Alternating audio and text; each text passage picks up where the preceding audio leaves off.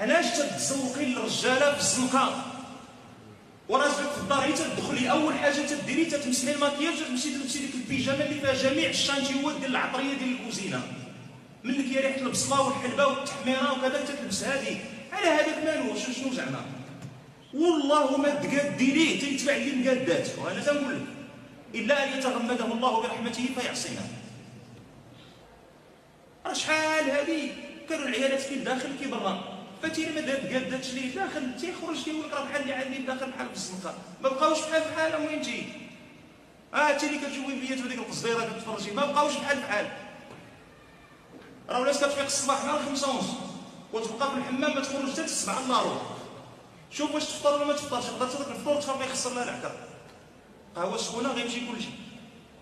كتبقى بلا فطور علاش خاصها الدكاد راه ما كتسوقوا نتوما السيارات وكتمشيو في النقل العمومي وكتشوفوهم غادا مسكينه صايده السياره لانها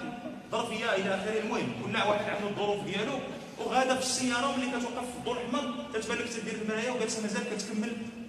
التزواق وداك الشيء. ايوا هذا الراجل انت اللي ما كتقاديش ليه في الدار الشريفيه ما ياخذ الزنقه يدير ليها سميتوها تمنى بغينا ندخلوا في التفاصيل باقي معنا ناس مساكن على حسب التقرير ديال الامم المتحده راه قال لك راه معاقين والله العظيم الامم المتحده هادشي اللي قالت انا شفت حاجه من عندي قال لك الذي بلغ سن الزواج وعنده الامكانيات ولم يتزوج هذا في عدد المعاقين. دخلوا جوجل وقراو